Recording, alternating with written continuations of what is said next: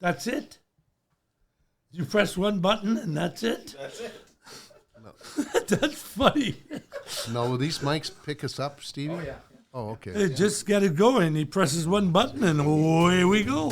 The Lightning Audio Network presents Martini Mondays with Phil Esposito and Bobby the Chief Taylor. Have a seat, grab a cocktail, and enjoy the show. Here's Espo and Chief.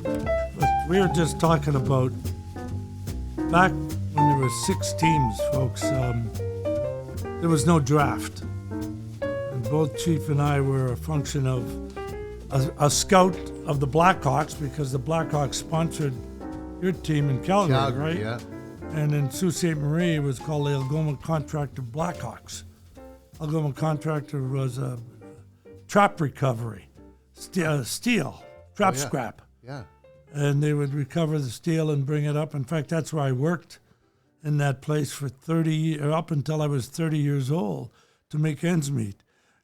People don't understand that one. They'll never understand. We made Cazzolino, Johnny Cazzolino, nothing we made, okay? And we had to work in the summertime to sustain. But I didn't mind it, Chief. No. Well, we didn't know any different. Well, that's probably the truth. It's like, they had that, I always tell people that C form they wanted you to sign when you were around 12 or 13 if you had any. Did your parents get any money for that? Well, I didn't sign one.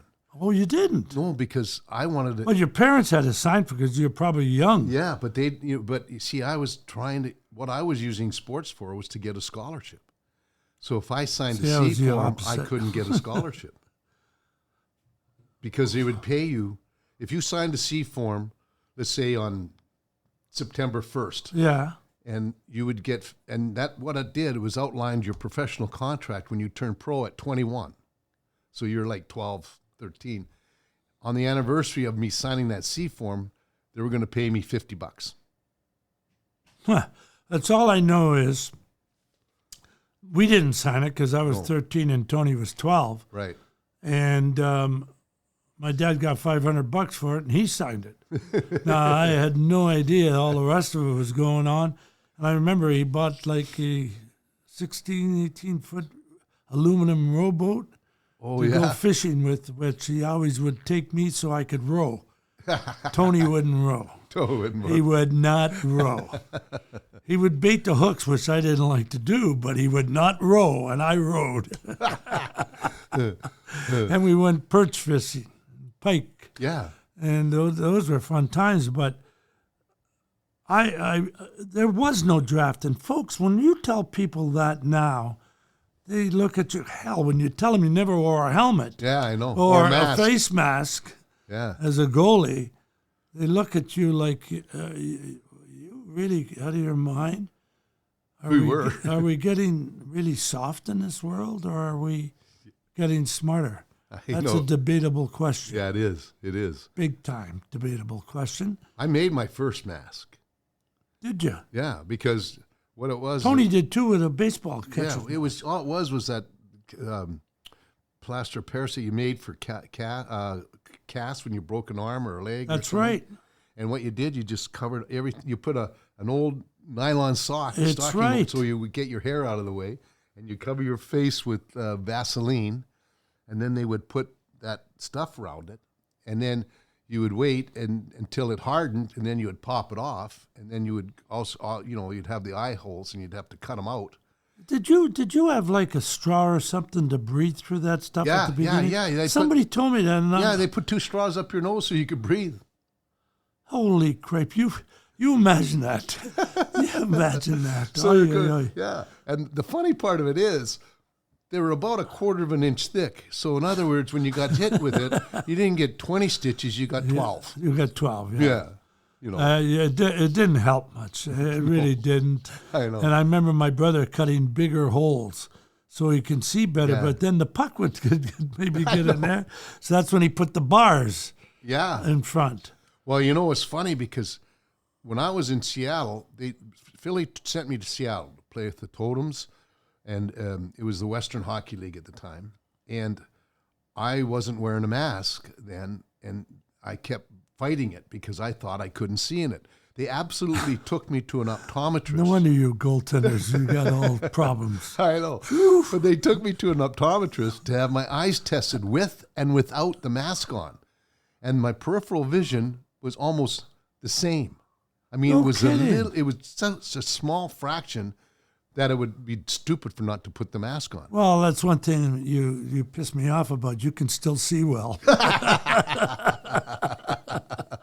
But we were playing pickleball the other night. Oh. He saw the ball. I couldn't see the ball. That was fun. Pickleball's fun. I never realized that. Neither did I. I thought it was like ping pong on feet. That's all.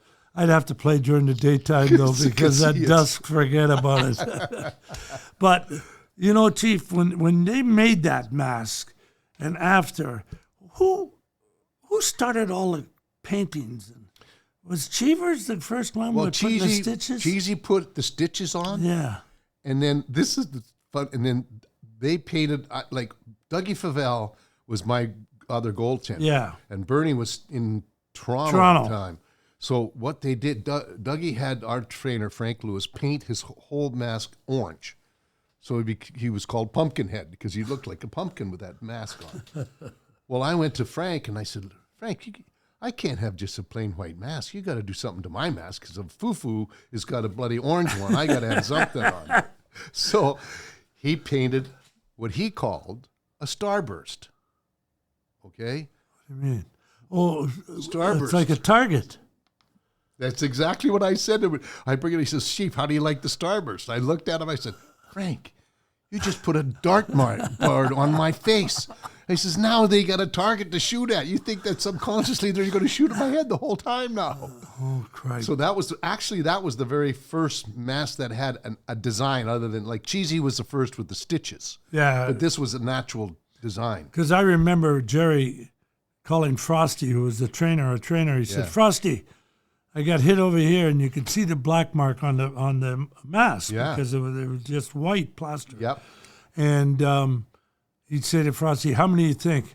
Frosty, you go, there, you probably got about 7 or 8. Okay, put 7 on there.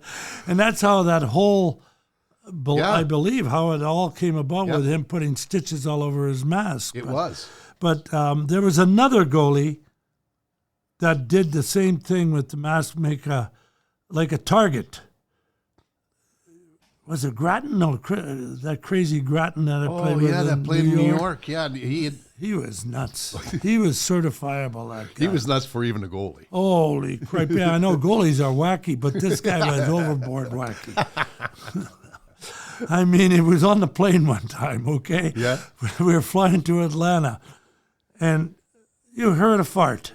Yeah. Okay? Yeah. And Grattan stands up and says, okay, who farted? The whole plane. Who farted? I know. Farted. What the hell is this farted?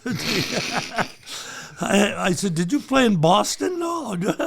Yeah. I mean, right in front of everybody, whoever did it had to put one, and I'm convinced to this day was him. Oh, it's funny because we had to travel commercial all the time. The only time you chartered is if you had to play a back-to-back game. We didn't even do that. You do the train then. We trained it. Yeah. We trained it. I remember training it to Toronto, Montreal, Detroit, New York. Hey, original sixes, right? Yeah. All of them. Yeah. And to Boston, too, we trained it. And the train rides going back were something. In fact, I got initiated on the train coming back from Toronto, and I'm telling you, in those days, I was the only rookie on the team. They held me down on a berth, and they proceeded to shave. Yeah. And honestly, there were times when I thought I'd be called Phyllis the rest of my life. Well, Wayne Hillman was a defenseman. Mooney. That's how he got his nickname. That's right, from the pie face. Well, he played in St. Catharines, I believe. Right. That's where you and I played after, in different times. But Wayne was climbing up to the top bunk, and he slept with no clothes on. And he had this big butt of his, And I forget the radio announcer's name, but he was a big drinker, and he was probably half in the bag all the time. I'm sure. And he looked up and he says, "Oh my God, there's a full moon out tonight." so that's how he got his nickname, Mooner. And that's how Johnny Pie got his nickname. Really? Johnny Pie was on the upper berth with Johnny McKenzie. Yeah. And he climbed up, and the guys were busting. He had drunk, so he pulled down his shorts, and that's all you could see was this round ass, okay? And then everybody was laughing, and he put his face out there. It was perfectly round, just like his ass, so they call him Pie Face. Pie Face. That's funny how it's really amazing how you get nicknames. It is. Because Ross Lonsbury, we used to call him Roscoe. Right. And when we were playing, and the signs weren't really big like they are now. They were just starting to kind of come in there in the 70s. Right. And somebody had this sign, and he was sat in the top level of the spectrum, and he was called Roscoe the Rabbit. And we kept thinking, what is Roscoe the Rabbit? It was a kid's cartoon show, I guess, on Saturday. So Ross we used to call him Roscoe. It became the Rabbit. Oh, for God's so that's how we knew, and he was always the Rabbit. His wife even called him the Rabbit. You know, the best line for me, of course, when I was with Chicago, I played with Hull, Bobby, and Chico Mackey, so they call us the Hemline, Hull, Esposito, Mackey. Yeah. When Boston, I played with Hodge and Cashman, and we were all over 200 pounds, 220 pounds. Yeah. So they call us the Fat Line. So when I went to New York, I played with Donnie Maloney and Donnie Murdoch. And it was the time when the movie Godfather was just coming out. Oh, yeah. People knew that I had tested for a part in that and was accepted, but I had to leave hockey for it. And they only wanted to pay $5,000. I said, "What are you, crazy?" Yeah. It was top of my game. Anyway, you know, that's how the line became Two Dons and the Godfather. And I never forget the Godfather line. In Madison Square Garden, the first time I saw that, and Donnie Murdoch was the one that come up to me and says, "Hey, Phil, look at that. Oh, yeah. I looked up, I said, "Holy crap, these people are ingenious." Well, that's for Bobby Clark, we named him Whitey. Why did you? I never asked you this. Well, because he would stay out, if he would go out in the sun to golf, his tan was about as dark as that white box over there. He'd never tanned. And his legs, honest to God, if he was standing at the side of the fairway, we thought it was the out-of-bounds stakes with his legs because he was so white. So that's how he got the name Whitey. Oh, for God's sakes. I know you, well, oftentimes when we're just sitting around, you refer to him all the time as Whitey. Whitey, yeah. Yeah, that's why he was always Whitey. Yeah. Amazing, because we got off on a tangent about nicknames and a lot. Derek Sanderson, for some reason they call him Turk, which I never understand, and I've never asked him. Next time I see him, I will ask him. I'll say, "Why do we call you Turk?" Yeah. I mean, it didn't make any sense, you know. Oh, yeah. With other guys, Hodgie, Cash, Cashman, you know, Cash. Yeah. Those were easy. Marcotte, we used to call him Marcotti. Oh, Marcotti. I had to make him Italian or something. You know what I mean? Well, we had Bob Kelly and Jean-Guy Gendron. You remember him? I remember him. You remember Jean-Guy? That was the first year of expansion, and I call him the Hound. That's how it extended to. But he says, "That kid out there runs around like a mad dog." So that's how they started to call him Mad Dog. Then it started to the Hound, and then it became the Mutt. The Mutt. And then his wife called him the Mutt all the time. Never called him by his real name. Really? Oh, yeah. She'd say, "Oh, yeah, the Mutt's at it again." So the Hound, he's always been the Hound to us, but his wife called him the Mutt because she would be upset with him all the time. Tell the story about the time when Wayne Hillman left his windows down. Oh, tell that story, because this is one of the funniest stories. The Hound is one of the nicest guys. They were a lot of fun, but not the sharpest knife in the drawer. So we had to live over in South Jersey from Philly because we couldn't get 6-month leases in Philadelphia. Oh, really? They'd only do it in New Jersey, and that was for the military. Well, because people got to understand, you had a H-1 visa. Yep. And you had to return to the country of that visa where you were from, like Canada, most of us, by a certain date. And I think June it 1st was June 1st, yeah. You had to be, they I kicked you out of remember the country. Till I got my green card, yeah. So we were over there, but we had to practice over the University of Penn rink, which was not too far from the Spectre. It was right downtown Philly. Wow. So we practiced there. Well, Mooner was a different guy, as you well know. So I did. I played with him in Chicago. He would go to bed at 6 o'clock at night, and he'd be up at 3 o'clock in the morning. And then he would come over and he'd sit here and have coffee. And back then, guys still smoked, cigarettes. Big time. Yeah. So the Mooner would have his coffee, he would park, and I guess he got there early enough, but it was raining outside. So Bob Kelly, the hound, walks in, and he's giggling. He had this real high giggle. And he says, Mooner, he says, I can't believe it. He says, your windows are down this much, which he had his hands together for like 3 feet, 2 feet. He says, and the rain is getting in there, and they're soaking your seats. It's so funny. He says, and Mooner says, well, Hound, did you roll up the windows? He said, I couldn't. The doors were locked. He says, didn't you reach your hand? He goes, oh, no, I didn't think of that. And right after that, he says, please don't tell the guys. Please don't tell the guys. I bet he didn't want anybody to tell. No, that he would that. No, I mean, we had the luxury, I don't know, of being able to go places, do things. Oh, yeah. Like ordinary people without somebody coming up with a phone and taking a picture of you. Or exactly. You go to a bar, and if a good-looking woman was there and is standing beside you, nowadays they'll take a picture and say, look what Esposito's doing. You know what I mean? Exactly. Back then it meant nothing. Yeah. I mean, we were always trying to hustle anyway. That's the way we were. Yeah. But I just think, what's the knockoff? They make so much money now. Yeah. That they have to be more careful. So do they certainly, I don't believe, have the freedom that we had. No, they're definitely not. Because anywhere they go, that phone is right there, and they can record you and photographs you. You can't even do anything. You can't even spit in the street without somebody recording it. Isn't that? Yeah.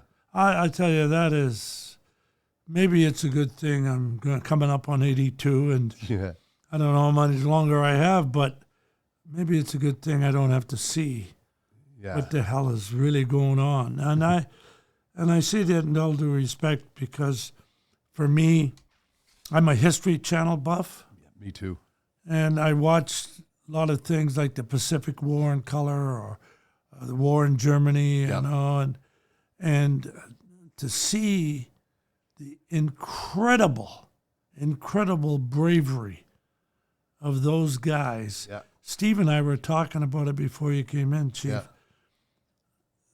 That definitely was the best of the best, these guys. Oh, by far. And these women. Yeah. Because women were involved in World War II big time. And hell, they really built most of the airplanes and everything else because the men were gone. Yeah. You think about that. I know. Could we sustain today in this crazy, crazy world? And are we that generation? Or are we a weak generation now? And I don't mean weak because people aren't weak. To survive in this world, you got to be strong. Right. But what I'm talking about is these guys sacrificed so much during World War II that it blows me away. They were definitely the elite of the elite during that year. What did they call them? Steve, you and I were talking about it before. The Greatest Generation. really the greatest generation. Yeah. I don't know how the hell I got off on that. Chief, Yeah, I know. It just went over there. Okay, I just went over there. We'll have another martini. Yeah. That's all we need. Crap, give me another one for sure. But getting back to some of the stuff in hockey, and I remember Jerry Cheevers one night.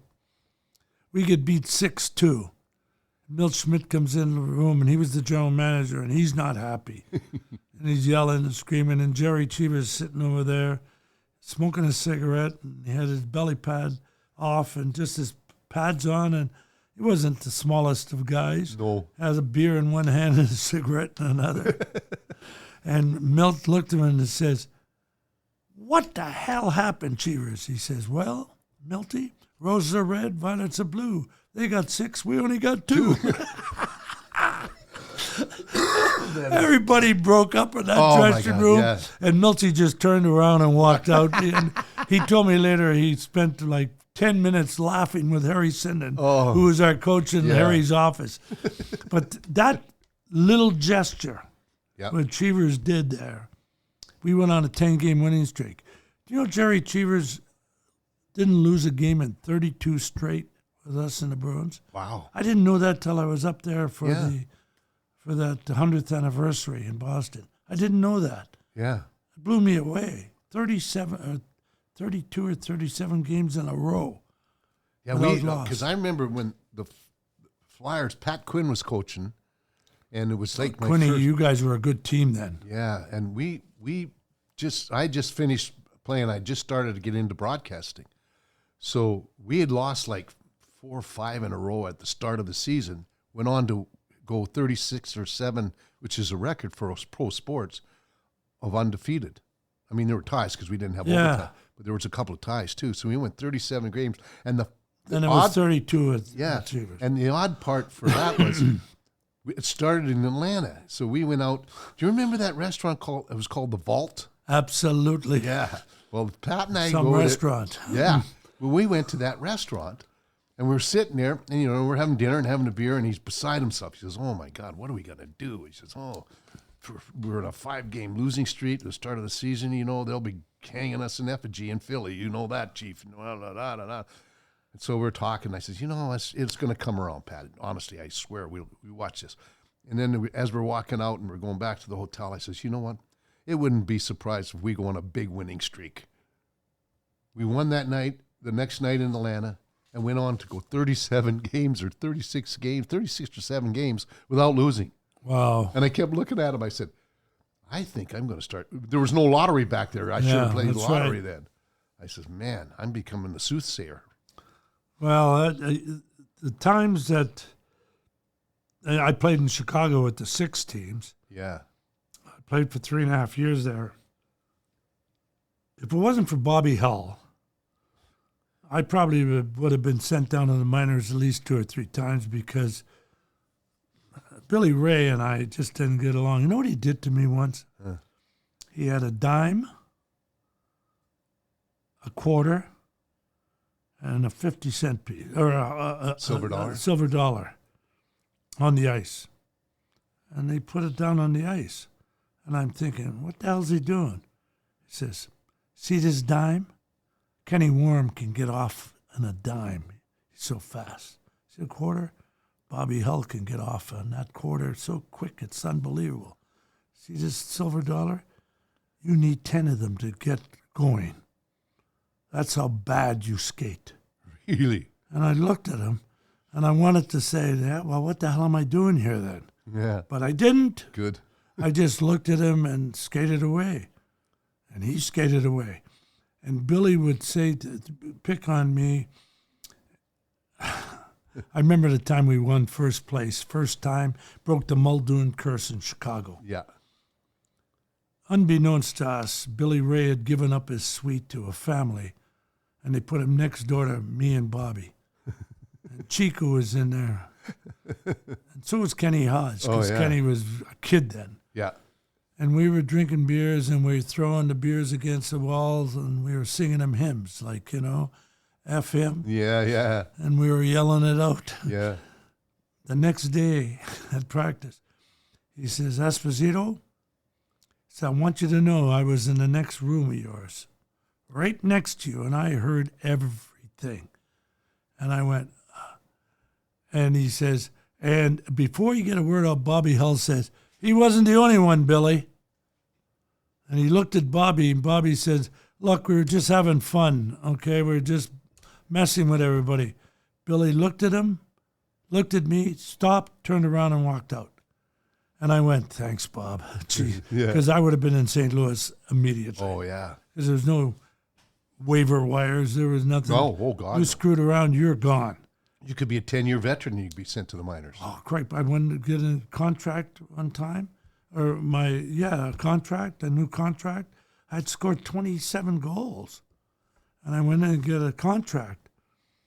And he said, well, son, and I was making 7,800, because back then that's what 8,000. He said, I came in and he says, well, son, what is it that you're looking for? I said, well, I'd like to get around. Just as I was going to say the number, the phone rang. I said, 1 minute. Picks the phone up. He goes, hello, what? You tell that guy, if he doesn't want to go down to the minors, to quit. I got thousands of guys just like him. Screw him. Tell him to get lost. Hangs up the phone. He looks at me and he says, now, where would you saying, son? I says, what do you want to give me? That's a true story. Oh, I know. Because I ended up getting traded, and that's when I argued with Milt Schmidt for $11,000. $11,000, Chief. Some of these guys make that in That's 2 hours? Oh, yeah. Might be meal money when they head out West Coast. You're right.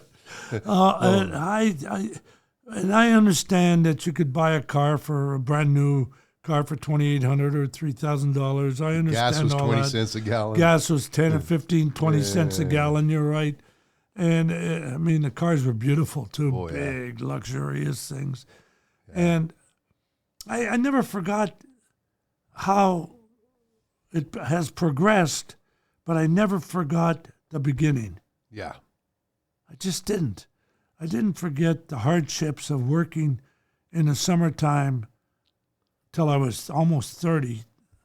And I scored over 100 points and got over 70 goals, making $18,000, $20,000 a year, going to my first $100,000 a year where I didn't have to go and work in the summertime except for do hockey schools for the kids and have a good time and maybe make $3,000 or $4,000 over the summer doing it, spending money. Yeah. But boy, has times changed. Have times changed? Well, I remember when I was in Chicago and we were at training camp and Tommy Ivan and Billy Reay were like, frickin' frack. One was there, the other two was gadgets. Yeah. And every time they would see me, and I was pretty young, which was unusual. Like I was around 18. Wow. Yeah, because you didn't go to training camp at 18. Until you're 21. Yeah. Until you're ready to turn pro, and that was the old baseball story, which we'll get into another one. But every time he'd see me, he kept saying, because I was 6'1" at the time, right? And he kept saying, "Are you sure you're not a defenseman?" He wanted you to be. Yeah, you were. Are you sure you weren't a defenseman? Because all the goalies were like 5'9". Yeah, they weren't big. You were then. tall if you were 5'10", 5'11". Yeah. Isn't that strange? Yeah, I know. Now they're the tallest guys in the team. I think it started with Dryden, didn't it? Yeah. But the truth is, I thought Dryden was a good goalie. Don't really get me good wrong. goalie. But he had the greatest defense I've ever played against or ever seen in front of him. Think about this, folks. Savard, Hall of Famer. Larry Robinson, Hall of Famer. Guy Lapointe, Hall of Famer. J.C. Tremblay, Hall of Famer. LePerriere, Hall of Famer. Yeah. Isn't he? I think he is, too. I think so. Well, 5 of them, all now Hall of Famers. So you never got a rebound on Dryden. No, because that's how they were taught. Exactly. They were taught that if the shot goes by you, that's the goalie. You can't do anything about it, so you better make sure the guy can't get there. Get to the rebound. To get to the rebound, you got to block out. Exactly. I remember Larry Robinson and I talking about that. Well, in 72, that's when Dryden had so much trouble with the Russians because the Russians went side to side. Yeah. And that's why my brother was better suited because he was like Glenn Hall was. Yeah. And Glenn was the first goalie I've ever seen that did that butterfly and Yeah, he was kind of a... Wasn't yeah, he the Yeah, chief? yeah, he was the first... In fact, he was... I went to the very Was first Sawchuk? hockey school. No. No, Sawchuk was straight up, More stand like up, a Bernie. Bauer and all like that. a Bernie guy. Like if you were going side to side, that's you did the old stack pads and slid that Yeah. way type of thing, you know. They where- don't ever do that anymore. No, well, but And those Hall- pads are light compared to what you guys wore. Oh boy, we had deer hair ones, and it Tell would- the people how it felt at the end of the third period in the water. Oh my God! I mean, they were soaked, and the reason they stuffed the pads with deer hair because that was the only material that was halfway water repellent.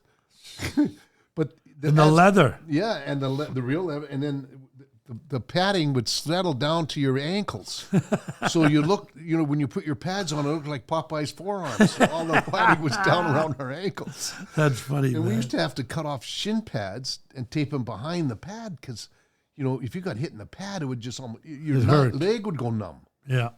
You know, It's it was amazing. crazy. Oh yeah. Well, I watched my brother with his pads, and after games, they were like 10 pounds heavier, Oh yeah. 12 pounds heavier from just the water. Yeah. That because it was kangaroo.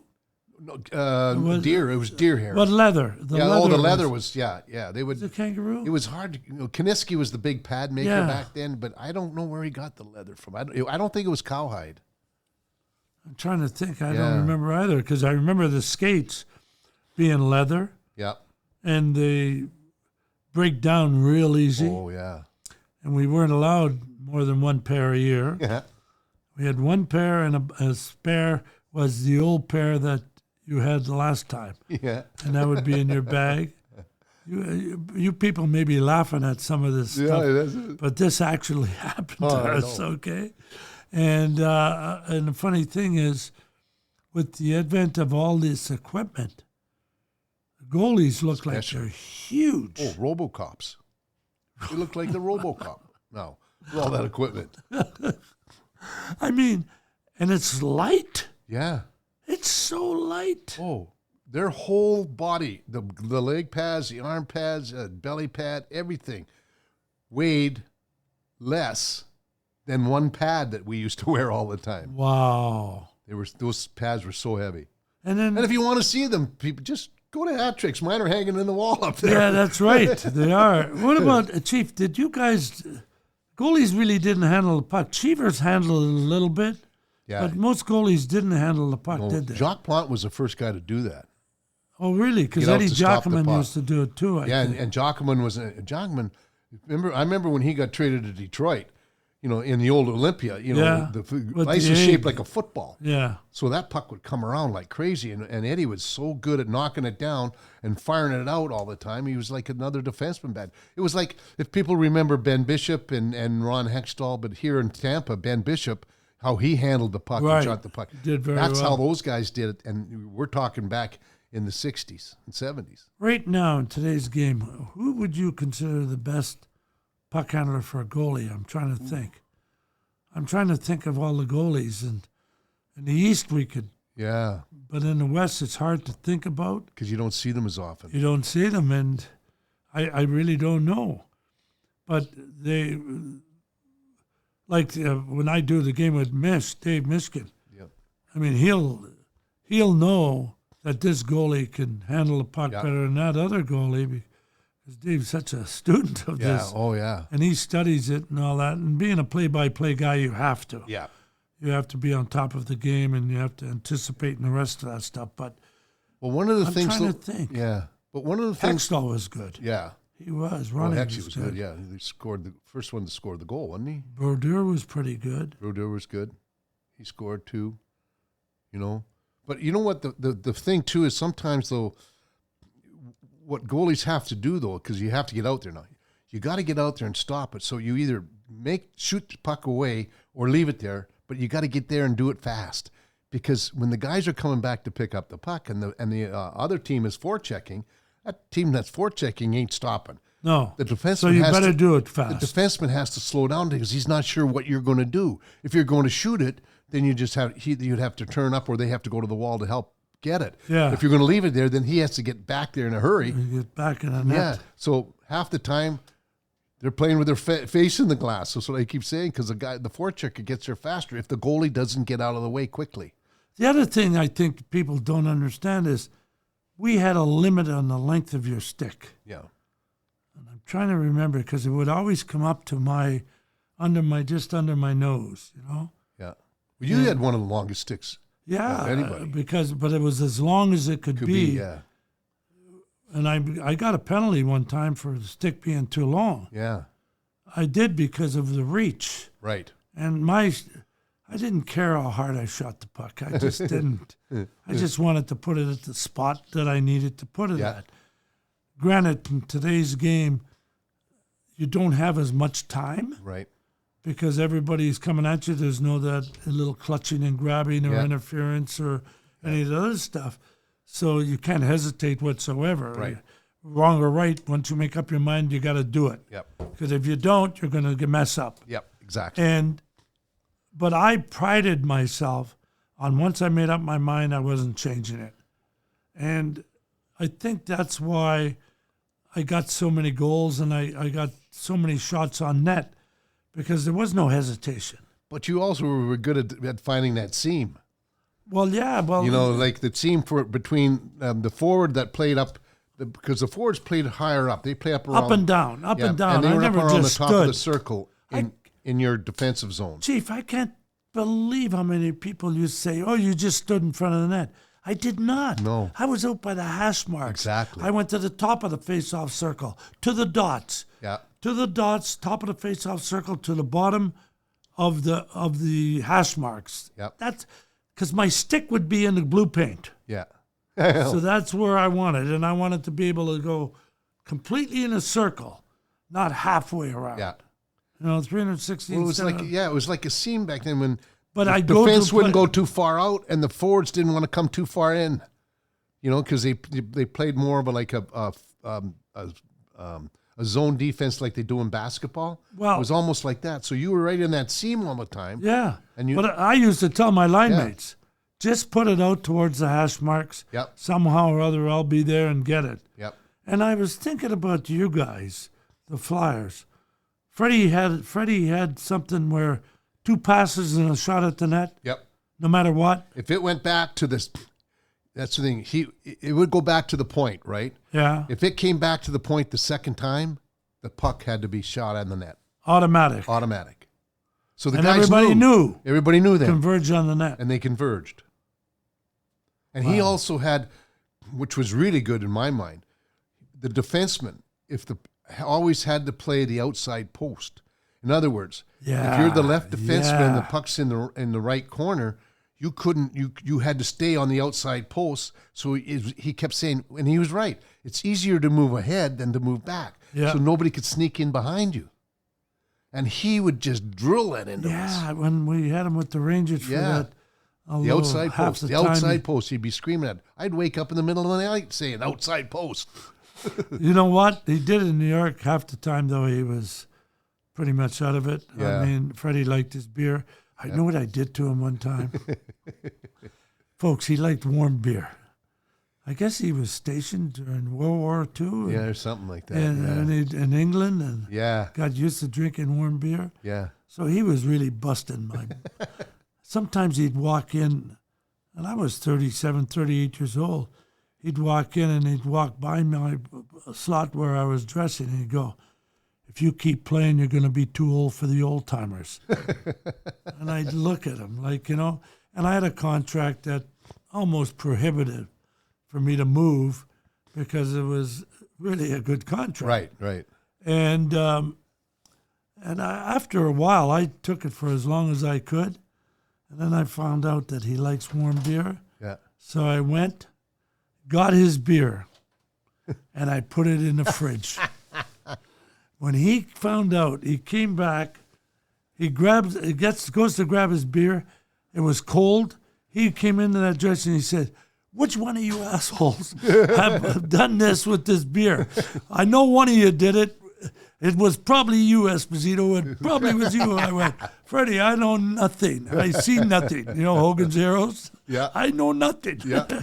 And that's the only time that I think he knew it was me. Yeah. And Mike Nicolak certainly knew it. The assistant coach, Mike knew. Yeah.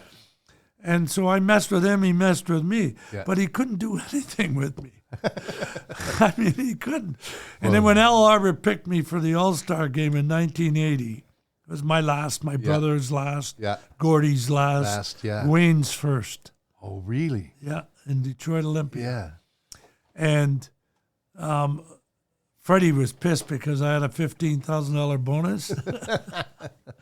And I said to Arb, thank you, man. And I sent him, he liked beer. Arbor liked beer. Yeah. So I sent him about 5 cases of beer. I don't even know what it was. Might have been Canadian beer, like, you know, because that's what Arb liked. Yeah. And because he was living in Longboat Key. Oh, yeah. That's where he passed away, in Longboat Key. But you think about it now. I've told that players don't even tip the trainers anymore. Is that true?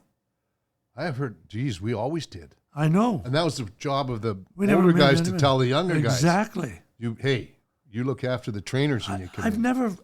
I've got to find out. Yeah. And we've asked the trainers because the players will probably say, sure I do. You know? I got the funny Freddie Sherrill story.